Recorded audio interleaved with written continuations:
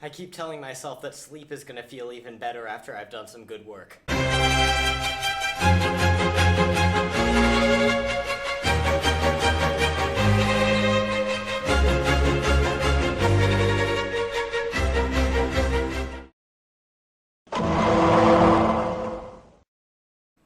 We got an eraser, so let's go. We're starting with physics tonight, so this is going to be Greeny's baptism by fire. Yesterday, we only used our new electric field equation to find the electric field resulting from a linear charged case. But we can also use the same equation to find fields resulting from areas and volumes. Here we have a charged disk. Now, unlike last night's examples, this thing is in 2 dimensions, it has area. So we're going to need to integrate this thing differently. So, let's recall our electric field equation. Also, let's imagine, even though I drew this thing at a slant, that this dotted line is along the x-axis. Charged areas have their own special dqs. The charge density is represented by the Greek letter sigma.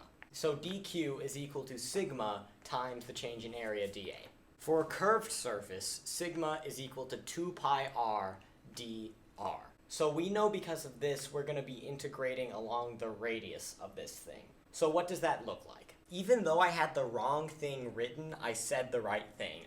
I guess that's a little bit encouraging.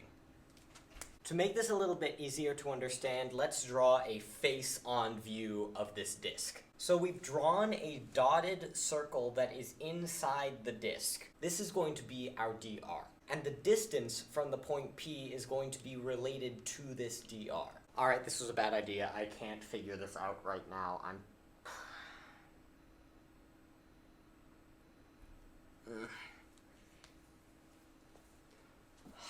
Okay, This is gonna have to be something that I do over the weekend, because this is just not working right now. I'm slamming my head against a brick wall and only getting a concussion.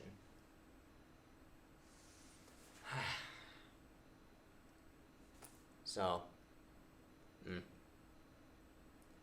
Alright, okay, this is fine. This is fine. What I'm going to do is I don't know what I'm going to do. Okay, this is going to have to be a weekend thing, which sucks. But, c'est la vie, it happens sometimes. Okay.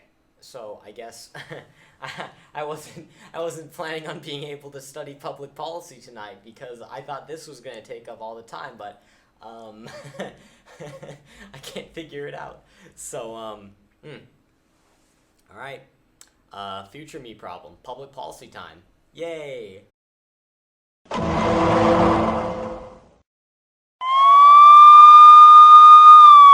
So, last time we left off with the competing political ideologies of Thomas Hobbes and John Locke. Now we go into the third stage of human citizenship historical development, the age of revolution.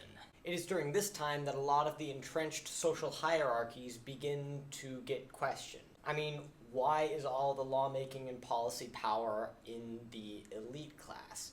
Especially when there are so many middle-class people who have money and resources, but no political power. Let us recall the Estates General in pre-revolutionary France. Not only was it a deliberative body with no actual power, but also the Estates General was split evenly between the 3 classes: the nobility, the clergy, and everyone else. Each estate had equal representation, so the everyone else part of the Estates General got mad.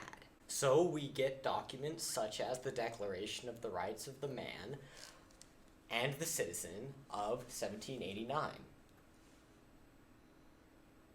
Oh my god, I got that right. And now we get into the stage where we are today, the nation-making stage. Modern nations need skilled human resources. We are living in an increasingly technical world and economy, and nations need well-trained people in order to run them. There is a socialization of the population into a national consciousness. So this is the complete opposite end of the spectrum from what we are seeing in the absolute monarchy stage. So, countries begin training their population for an industrial economy. This involves free compulsory education and a free press and free flow of information. Now, do all countries have these things?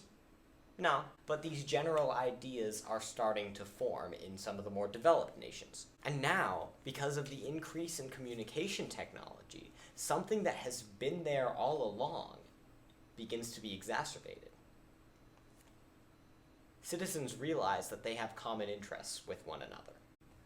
Well, dare I say, this is a bit of a fitting transition. Now, we are obviously not heard by the people in power if we're just alone. Unless you have the opportunity to go in front of the White House and scream at the top of your lungs and not get arrested by the Secret Service, then it is unlikely that any authority will be able to hear you when you are by yourself, especially if you don't have any strong writing, speaking, or political skills. So, we naturally form into groups that reflect our identities.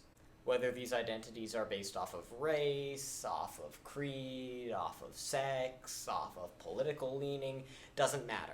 We do. Factions, groups, and factionalism was what James Madison was concerned about when he wrote the Federalist Papers number 10 on factions. Madison argued that factions arise out of common interests and causes of concerned citizens, and that they can sometimes act against the common good. Looking at the unchecked extremity, Madison argued that three things could happen. The first is that societies could be divided by interest. Citizens would no longer look at themselves as a coherent nation bloc, but rather groups vying for different interests within that nation bloc, which Madison argued would hamstring the American nation. Two, strong factions would begin to pursue their own interests. No matter what was good for the people, if it was good for the faction, it would happen. And people who weren't part of the faction could do nothing about it. Madison was concerned that if a faction got powerful enough, and they could continue to maintain that power without concern for the public good, they would merely focus on their own good. So Madison wanted to ask, what can we do about this? Could we destroy personal liberty? I mean, if people can't participate in the political process, they can't form factions, right? Honey, please. We're post-revolutionary America. Take those ideals back to revolutionary France, where they belong. You're gonna lose your head like Robespierre. Well, what if everyone just has the same opinions? I mean, I've always wanted to know what it's like to be a part of the Borg, but it might be a little bit difficult to convince other people to take the same step with me. This is a big no-no, too. I know, what if we just trust a singular, impartial statesman? That way factions can't happen, right? Alright, Caesar, we're giving you this emergency power, but you better give it back. You can pry it from my cold oh my god, that's a knife. Brutus, no!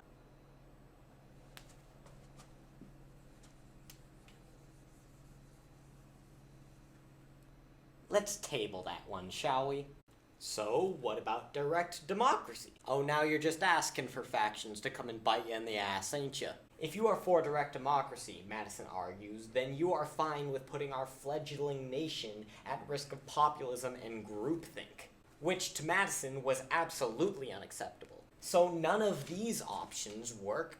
How the heck are we gonna solve this problem? Because we can't just leave the Constitution hanging on a clothesline and, never look at it again. Madison looked at this problem and said, psh, duh, we should have a republic. First of all, by letting people elect local representatives to send to the federal government, you restrict the possibility of communities becoming intertwined with each other and increasing factionalism. Secondly, in order for any faction to do actual harm, they would need to hold a majority of representatives, and that could never happen, right? Thirdly, for the citizens' own benefit, representatives could serve as vessels of communication between national politics and the local constituents, which back then would be revolutionary. I mean, they didn't have email. I couldn't dial up jmadison69@hotmail.com and send a letter to the future president. I should register that email. That's a really good email. So these were the basics behind the Federalist Papers numbers 10 and the development of citizenship throughout the ages since absolute monarchy. I think that is a good place to stop for the night. I'm getting tired and frustrated, and as we all know, when one gets tired and frustrated, one goes to sleep. So, thank you all for watching. See y'all tomorrow.